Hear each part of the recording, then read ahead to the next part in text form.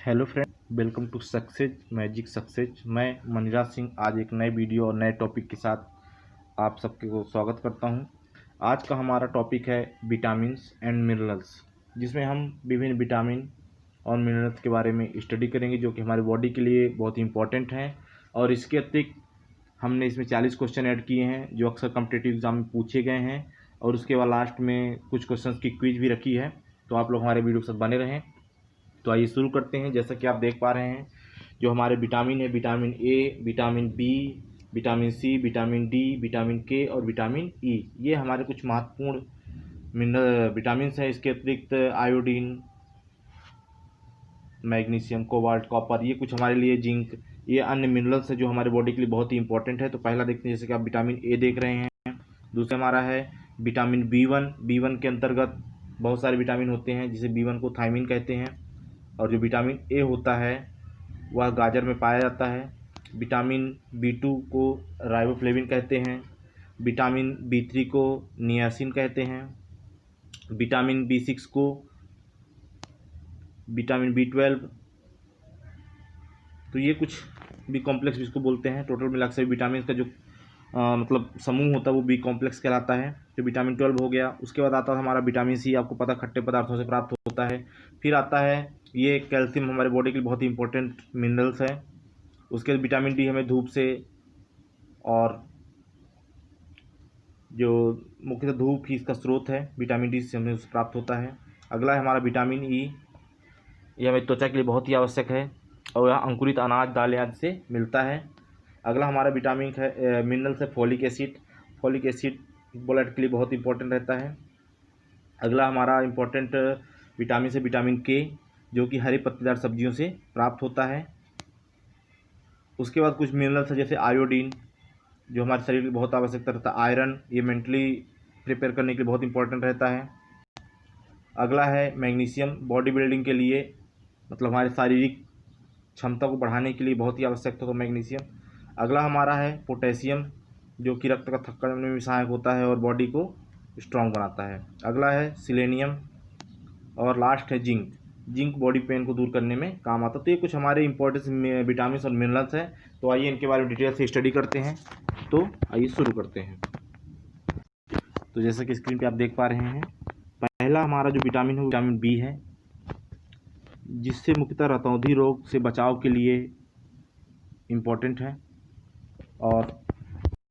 और इसको हम रेटिनॉल के नाम से जानते हैं, जो मुख्यतः आँखों की निरुपता, त्वचा और जो आँखों की झिल्ली होती है और कोशिका की क्रियाओं के लिए बहुत ही इम्पोर्टेंट होता है। यदि इसकी कमी होती है हमारे शरीर में तो रतौंधी रोग व जीरोथैल्मिया रोग हो जाता है।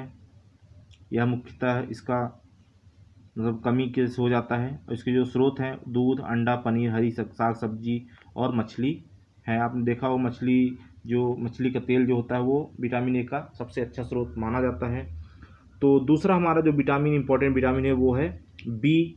तो बी में बहुत सारे विटामिन होते हैं, जैसे कि बी1 थायमिन होता है, बी2 राइबोफ्लेविन होता है, बी3 पेंथेटिक एसिड होता है, बी5 होता है नियासिन, निकोटिक नंबर जिसको बोलते हैं, बी6 होता है पैरिडॉक्सिन, बी7 होता है बायोटीन, बी9 होता है फार्मिकम फॉलिकम, जिसको फॉलिक एसिड भी बोलते हैं, बी12 होता है साइनोवेलमिन।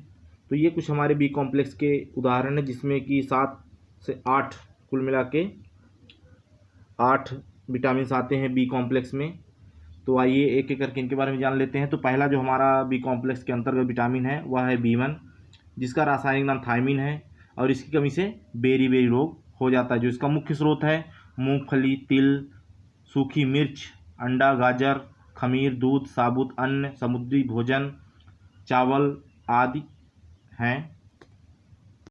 इसकी कमी से हमारे शरीर की वृद्धि रुक जाती है, भूख कम लगती है और वजन भी घटने लगता है, तंत्रिका विकास कम होता है, हाथ पैर में थकान महसूस होती है, पेट की खराबी हो जाती है, बदहजमी हो जाती है। तो ये सब इसके कमी से लक्षण होते हैं। तो अगला जो हमारा विटामिन है वो विटामिन बी टू है, जिसे हम राइबोफ्लेविन के नाम से भी जानते हैं। इसकी कमी से त्वचा का फटना, आँखों का लाल होना, जिह्वा का फटना, शरीर में बाहर में कमी होना। जो इसके मुख्य स्रोत हैं वह है मांस, सोयाबीन, दूध, हरी सब्जियां, अंडे और मुर्गे आदि इसके मुख्य स्रोत हैं। इसकी जो कार्य होता है वह त्वचा को अच्छा बनाए रखता है, मुख को निरोग रखता है और आँखों को एक्टिव रखता है। इसका अगला हमारा चौथा विटामिन है विटामिन बी कॉम्प्लेक्स के अंतर्गत B3, जिसका रासायनिक नाम है नियासिन, और इसकी कमी से बाल सफ़ेद होना, मंदबुद्धि होना, ये सभी लक्षण दिखाई देते हैं। इसके जो मुख्य स्रोत हैं वह मांस, दूध, टमाटर, मूंगफली, गन्ना आदि हैं। गुड़ भी आप होता है इसके अंदर, जिसमें आयरन पाया जाता है, तो एक तरह से ये भी इम्पोर्टेंट है। तो इससे फ़ायदा क्या क्या होता है उसके बारे में जान लेते हैं। तो विटामिन B3 से हमें एसिटाइलोक जो कि संश्लेषण के सहायक होता है, और कोएंजाइम A, इन दोनों के संश्लेषण में बहुत ही महत्वपूर्ण होता है। और इसकी कमी से कभी कभी पेशियों में लकवा भी मार जाता है, पैर आदि में जलन महसूस होती है, जिसे पेलाग्रा रोग कहते हैं, वो भी हो जाता है, डी सिंड्रोम हो जाता है, आपने देखा होगा दांत खजूली हो जाता है। तो विटामिन B5 से ये रोग होता है, जबकि विटामिन B3 से आपको बता ही चुका हूँ क्या क्या होता है। तो अगला हमारा है विटामिन B5, जिसे हम नियासिन या निकोटिक अम्ल भी बोलते हैं। इसकी कमी से पेलाग्रा रोग हो जाता है और डी सिंड्रोम रोग, जो कि एक रोग है, हो जाता है मानव में। इसके जो मुख्य स्रोत हैं वह क्या क्या है? अंकुरित गेहूँ, आलू, बादाम, टमाटर, पत्तेदार सब्जियां, मांस आदि इसके मुख्य स्रोत हैं। अगला हमारा जो इम्पोर्टेंट विटामिन है वो विटामिन B6 है, जिसे हम पायरिडॉक्सिन के नाम से भी जानते हैं। और इसकी कमी से होने वाले रोग कौन कौन से उनके बारे में जान लेते हैं।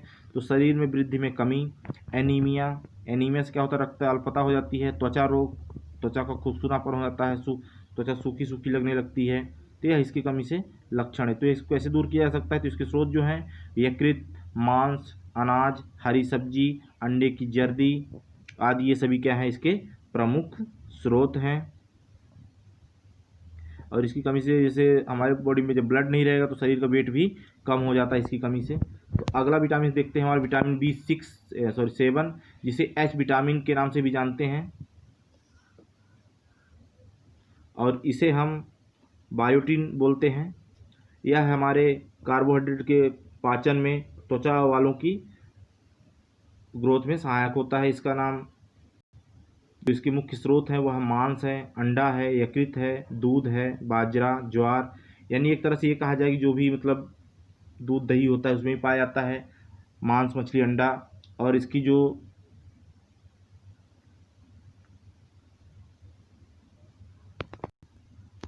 मोटे जो अनाज होते हैं वह भी इसके मुख्य स्रोत होते हैं। उनके जो छिलके होते हैं, छिलका सहित यूज करने से, जैसे गेहूँ होता है बिना पॉलिश किया हुआ, चावल होता है, वो भी इसके स्रोत हो सकते हैं। तो अगला हमारा जो विटामिन है वो है विटामिन B9, जिसे हम फोलिक एसिड के नाम से भी जानते हैं, और यह रक्त बनाने में महत्वपूर्ण भूमिका निभाता है। इसकी कमी से चक्कर आना, त्वचा में पीलापन, अनियमितता, दिल की धड़कन बढ़ना घटना, हाथ पैरों में सुन्नता, झुनझुनी महसूस होना, मांसपेशियों में कमजोरी, व्यक्तित्व में बदलाव, सांस फूलना, अस्थिरता, थकान, मानसिक या बार बार भूलना, ये सभी B9 की कमी से होते हैं। तो इसका मुख्य स्रोत क्या है? अनाज, अंकुरित जो अनाज होता है, मटर, मूंगफली, पत्तेदार सब्जियां, खट्टे फल, केले, खरबूजे, टमाटर का रस, अंडे, बीन्स, फलियां आदि ये महत्वपूर्ण इसके स्रोत हैं। तो अगला हमारा जो सबसे महत्वपूर्ण विटामिन है वो है B12, जिसे साइनो कोवैलेमिन के नाम से भी जानते हैं। उसके बारे में देखते हैं। इसकी कमी से थकान व सुस्ती, कमजोरी व सुस्ती महसूस होना, सांस फूलना, बेहोशी का महसूस होना, सिर दर्द, कान बजना, भूख कम लगना आदि इसके मतलब लक्षण हैं कमी से। और इसका जो मुख्य स्रोत है मांस, दही, पनीर, पौष्टिक खमीर, अंडे, मछली, दूध आदि हैं। इसकी कमी से क्या होता है? हमारे मसूड़े फूल जाते हैं, हस्तियों के चारों ओर दर्द सा बना रहता है, थोड़ा सा भी चोट लगने पर खून बहने लगता है, और शरीर में यदि ब्लड की कमी हो जाती है, ये सब इसके लक्षण हैं। अगला हमारा इंपॉर्टेंट तीसरा विटामिन है विटामिन C, जिसे हम स्कारबिक एसिड के नाम से जानते हैं, और यह मुख्यतः खट्टी चीज़ों में पाया जाता है। इसका जो लक्षण है मसूड़े का फूटना, आप देखते हैं मसूड़ों में ब्लड निकलने लगता है, मसूड़े सूज जाते हैं, चिड़चिड़ापन हो जाता है, सुस्ती होती है, बुखार, कमजोरी, टांगों में दर्द, थकाव, ये सभी विटामिन सी के लक्षण हैं।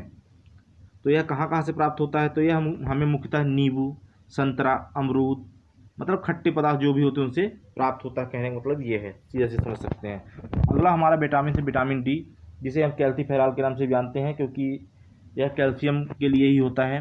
तो आपको पता है केला हो गया, धूप हो गई, ये सबसे हमको कैल्शियम ज़्यादातर प्राप्त हो। जो मुख्य स्रोत है वो कैल्शियम का धूप, सूर्य का किरण, जो सूर्य की धूप होती है वह हमारे लिए इम्पोर्टेंट रहती है। इससे बच्चों में रिकेट्स हो जाता है, ऑस्टियोमेलेसिया हो जाता है, पाचन संबंधी परेशानी आती है, बालों को झड़ना हो जाता है, सिर में पसीना आने लगते हैं, हड्डियां और जोड़ों में दर्द होता है।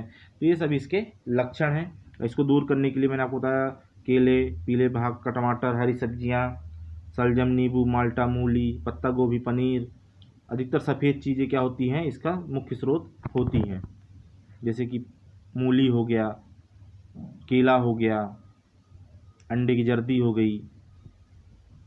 तो ये सभी विटामिन डी के प्रमुख स्रोत हैं। अगला हमारा विटामिन जो कि बहुत ही महत्वपूर्ण है, विटामिन ए। इसकी कमी से होने वाले रोग को जनन शक्ति का कमज़ोर हो जाना, एनीमिया, कंकाल, मायोपैथी, गतिभंग, न्यूरोपैथी, रेटिनोपैथी, प्रतिरक्षा प्रक्रिया को नुकसान पहुंचाता है। और इसका जो नाम है वो टेटोकोफेरॉल है। यह मुख्यतः कहाँ से प्राप्त होता है? तो अंकुरित अनाज हो गया, बादाम हो गया, मूंगफली हो गया, अखरोट, सूरजमुखी के तेल, और सूरजमुखी के तेल में विटामिन डी भी पाया जाता है। मक्का, गेहूँ, ये सभी क्या है, इसके प्रमुख स्रोत हैं। और इसकी कमी से सामान्य जनन जो क्षमता होती वह सर्वाधिक प्रभावित होती है। अगला हमारा विटामिन है विटामिन के।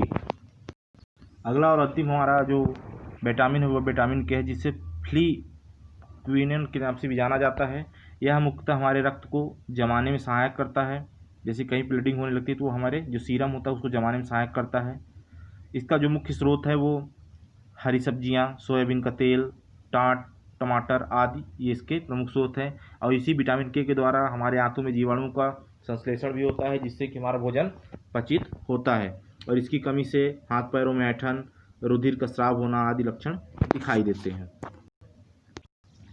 तो विटामिन के बारे में कुछ बेसिक चीज़ें भी जान लेते हैं। कभी कभी पूछता किसने खोज की, कब खोज की, तो ऐसे ही जान लेते हैं। तो विटामिन जो है मुख्यतः इसकी खोज ल्यूनिन नामक वैज्ञानिक ने 1881 में की थी और हॉकिंस ने 1912 में की थी। और विटामिन जो नाम दिया था वो फंक नामक वैज्ञानिक ने दिया था। और इसका अध्ययन की जो शाखा होती है, जो साइंस होता है विज्ञान की, वह है विटामिनोलॉजी कहलाती है।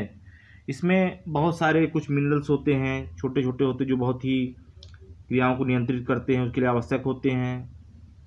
और ये बहुत ही स्मॉल मात्रा में रिक्वायर्ड होते हैं।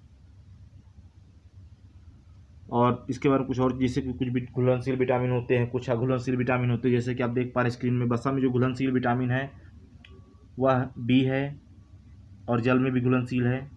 वसा में जो घुलनशील विटामिन है वो ए, डी, ई और के विटामिन जो है वो वसा में आसानी से मिले होते हैं और उसी से मिलते हैं। जबकि विटामिन जो बी होता है, बी कॉम्प्लेक्स होता है, वह जल में आसानी से घुल जाता है। तो यह कुछ विटामिन से इम्पोर्टेंट फैक्ट हैं। तो आइए और इनके बारे में जानते हैं। इस पिक्चर के माध्यम से देख सकते हैं आप कि कौन कौन से विटामिन हमें कहाँ कहाँ से प्राप्त होते हैं। जैसे विटामिन ए अंडा दिख रहा है आपको, और फल फूल दिख रहे हैं, पपीता दिख रहा है, यानी कैरोट दिख रहा है। B1 के लिए हमारा पोटैटो, मिल्क, अंकुरित अनाज, सब्जियां। B12 के लिए सीताफल। ऐसे ही बहुत से महत्वपूर्ण है, बहुत सारे ऐसे दिए हैं, तो आप इन सबको देख सकते हैं। तो आइए अब इनसे रिलेटेड कुछ क्वेश्चन के बारे में स्टडी कर लेते हैं, लास्ट में क्विज का भी करेंगे। तो जैसा कि मैंने आपको बताया था कि विटामिन शब्द का सर्वप्रथम प्रयोग 1911 में फंक नाम वैज्ञानिक ने विटामिन नाम दिया था। और घुलनशीलता के आधार पर मुख्यतः विटामिन दो प्रकार के होते हैं, जल में घुलनशील और वसा में घुलनशील। तो जो जल में घुलनशील है मैंने आपको बताया बी, जो विटामिन बी होता है वो क्या होता है, जल में घुलनशील होता है। और विटामिन सी, यह दो विटामिन ऐसे जो जल में घुलनशील, जैसे नींबू का रस डालते हैं तो पानी में क्या होता है, घुल जाता है।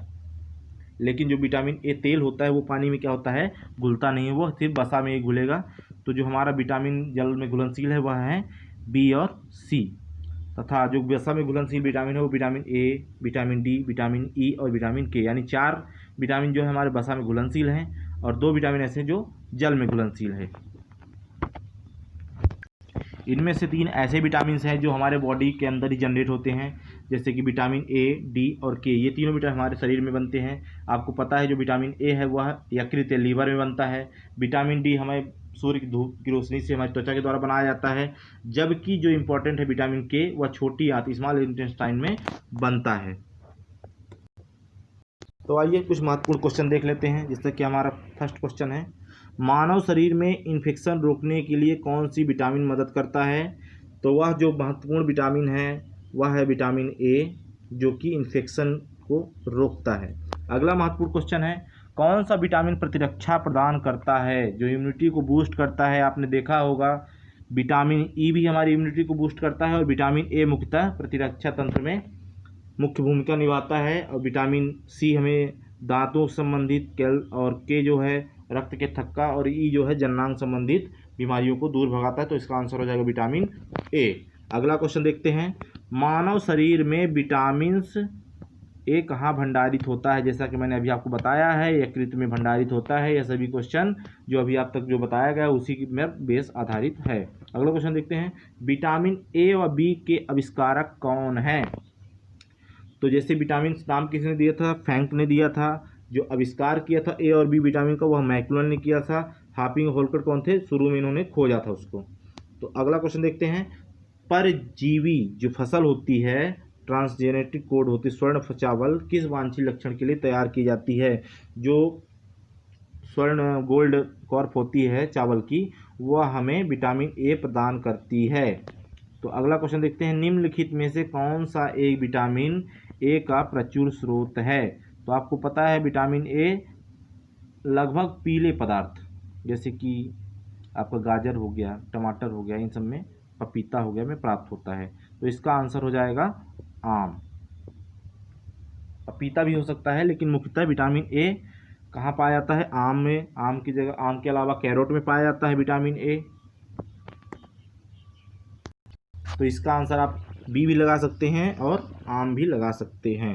अगला क्वेश्चन देखते हैं, गोल्डन चावल एक प्रचुर स्रोत है, जैसे मैंने अभी बताया विटामिन ए का प्रचुर मात्रा में स्रोत गोल्डन चावल होता है। अगला क्वेश्चन देखते हैं, रतौंधी किस विटामिन की कमी से होता है? तो रतौंधी हमें विटामिन ए की कमी से होता है, विटामिन डी की कमी से रिकेट्स होता है, विटामिन बी की कमी से बेरी बेरी होता है, और विटामिन सी की कमी से हमें स्कर्वी रोग होता है। तो इसका हो जाएगा आंसर फर्स्ट ए। अगला क्वेश्चन देखते हैं, विटामिन ए की कमी से कारण क्या होते हैं? तो विटामिन ए की जब हमारे शरीर में कमी हो जाती है तो हमें नाइट ब्लाइंडनेस या रतौंधी रोग हो जाता है। रतौंधी रोग हो जाता है। नाइट ब्लाइंडेड को ही क्या बोलते हैं? रतौंधी। रतौंधी रोग हो जाता है। अगला हमारा क्वेश्चन है, विटामिन बी की कमी, विटामिन बी का रासायनिक नाम क्या है? तो विटामिन बी का नाम है रासायनिक एस्कॉर्बिक एसिड। स्पेसिफिक नहीं है, बहुत सारे ऑप्शन होते हैं, तो इसको हम विटामिन बी को एस्कॉर्बिक एसिड थायमिन बोलते हैं। थायमिन के अलावा भी इसमें बहुत सारे ऑप्शन, राइबोफ्लेविन, पेंटेथेनिन, मतलब बहुत सारे ऑप्शन दिए रहते हैं। इन 8 को आपको याद करना है, जो भी ऑप्शन में दिया रहेगा उसको टिक करना है। नॉर्मली थायमिन ही आता है आंसर में अधिकतर टाइम पे। तो अगला है, बेरी बेरी रोग किस विटामिन की कमी से होता है? तो आपको पता है विटामिन बी की कमी से होता है। बी के अंदर हम B1 की कमी, जिसे थायमिन भी बोलते हैं, की कमी से बेरी बेरी रोग होता है। तो अगला महत्वपूर्ण क्वेश्चन देखते हैं, निम्नलिखित में से किसमें कोबाल्ट होता है? तो जो कोबाल्ट पाया तो किसमें पाया जाता है हमारा? तो विटामिन B12 में कोबाल्ट पाया जाता है, जो कि रुधिर की कमी को भी दूर करता है। शारीरिक जो अक्षमता होती है उसको भी बढ़ाने में सहायता करता है। तो इसका हो जाएगा हमारा आंसर B12। के क्या करता है? रक्त का थक्का जमाने का काम करता है, जबकि B6 क्या करता है? B6 हमें त्वचा रोग, मस्तिष्क रोगों से बचाता है और अमीनो अम्लों का उपापचय करता है। जबकि B2 क्या करता है? यह हमें धुंधली दृष्टि होना, जीभ में छाले पड़ने, असमय बुढ़ापा आदि को रोकने में सहायक होता है। तो अगला क्वेश्चन देखते हैं, विटामिन B7 का रासायनिक नाम क्या है? तो विटामिन B7 का रासायनिक नाम बायोटिन है। तो आंसर नंबर डी हो जाएगा हमारा। एस्कॉर्बिक एसिड किसका वैज्ञानिक नाम है, मतलब रासायनिक नाम है? तो विटामिन सी का। फिलोक्विनिन किसका है? तो ये हमारा हो जाएगा फिलोक्विनिन, इसका कोई स्पेसिफिक नहीं है। तो अगला क्वेश्चन देखते हैं, विटामिन B6 की कमी से पुरुष में हो जाता है। तो आपको पता है विटामिन 6 को पायरोडॉक्सिन के नाम से जानते हैं और यह त्वचा रोग, मस्तिष्क रोग आदि को प्रभावित करता है। इसकी कमी से अम्लीय अम्लों का उपापचय नहीं हो पाता है। तो अगला क्वेश्चन देखते हैं, अरक्तता। अरक्तता किस विटामिन की कमी से होता है? तो यह हमें बिनाइन फॉलिक अम्ल की कमी से हो जाता है। बेरी विटामिन B1 थायमिन की कमी से हो जाता है। तो अगला क्वेश्चन देखते हैं, निम्नलिखित में से साइनोकोबाल्मिन क्या है? इसको हम क्या बोलते हैं? साइनो, यह हमारे B12 का रासायनिक नाम है। अगला क्वेश्चन देखते हैं, विटामिन सी का रासायनिक नाम क्या है?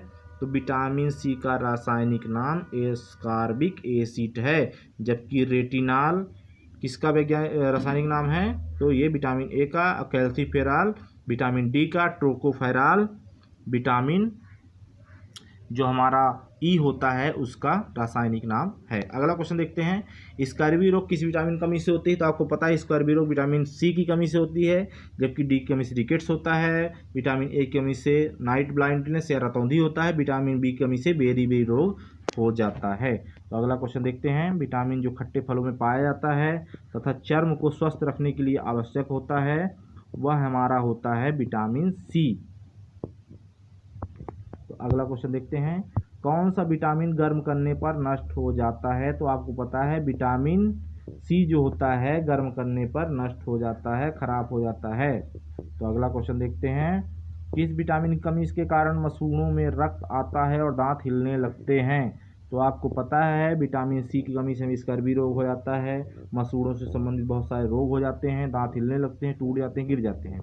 तो अगला क्वेश्चन देखते हैं, विटामिन सी का सबसे अच्छा स्रोत क्या है? तो नींबू या संतरा क्या है? आंवला, खट्टे वाली चीज़ें जो होती हैं विटामिन सी का अच्छा स्रोत होती हैं। तो अगला देखते हैं, दूध तो बहुत सारे विटामिन का मिश्रण है, मांस भी, गाजर विटामिन ए का और आंवला विटामिन सी का। अगला क्वेश्चन देखते हैं, सब्जियों को धोने से कौन सा विटामिन नष्ट हो जाता है? तभी मैंने आपको बताया सी के बारे में कि गर्म करने से विटामिन सी नष्ट हो जाता है। तो इसका आंसर हो जाएगा विटामिन सी। अगला क्वेश्चन देखते हैं, कैल्सीफेरॉल जो होता है रासायनिक यौगिक सामान्यतः किसका होता है? तो वो किसका होता है? बी, यानी कि विटामिन डी का रासायनिक नाम है। अगला क्वेश्चन देखते हैं, विटामिन डी का सर्वोच्च स्रोत क्या होता है? तो आपको पता है सूर्य का प्रकाश सबसे अच्छा स्रोत विटामिन डी का होता है। तो अगला क्वेश्चन देखते हैं, मछलियों में यकृत के तेल में कौन सा विटामिन पाया जाता है? तो आपको मछलियों के बारे में पता है विटामिन ए और उसकी यकृत के तेल में डी विटामिन पाया जाता है। तो अगला क्वेश्चन देखते हैं, और यदि मछली के तेल की बात करता तो वह हो जाता हमारा विटामिन ए।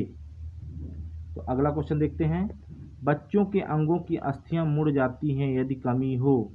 तो आपको पता है विटामिन डी हड्डियों के लिए रिस्पॉन्सिबल होता है। तो इसका आंसर हो जाएगा विटामिन डी। विटामिन डी की कमी से बच्चों में रिकेट्स रोग हो जाता है। और विटामिन ई की कमी से जनन संबंधी रोग समस्या आती है। विटामिन ए की कमी से रतौंधी हो जाता है। B1 की कमी से बेरी हो जाता है। अगला क्वेश्चन देखते हैं, कौन सा विटामिन शरीर में भंडारित नहीं होता है? अभी मैंने आपको बताया कि 3 विटामिन ऐसे हैं जो शरीर में भंडारित होते हैं, विटामिन के, विटामिन ए और विटामिन डी। ये स्लाइड आपको याद होगी, इसमें मैंने आपको बताया था। तो अगला देखते हैं, हमारा सही आंसर हो जाएगा विटामिन सी जो होता है, सॉरी विटामिन डी। तो जो हमारे शरीर में भंडारित नहीं होने वाला वो कौन कौन से हैं? तो सी भंडारित नहीं होता और विटामिन ई भंडारित नहीं होता, जबकि ए, डी और के हमारे शरीर में भंडारित होते हैं।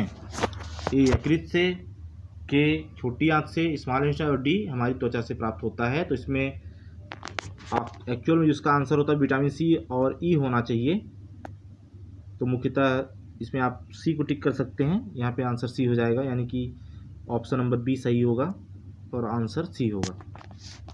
तो अगला क्वेश्चन देखते हैं, विटामिन डी कमी से कारण कौन कौन से तो है, क्या हो जाता है हमें, रिकेट्स, हड्डियों संबंधित रोग हमें हो जाते हैं।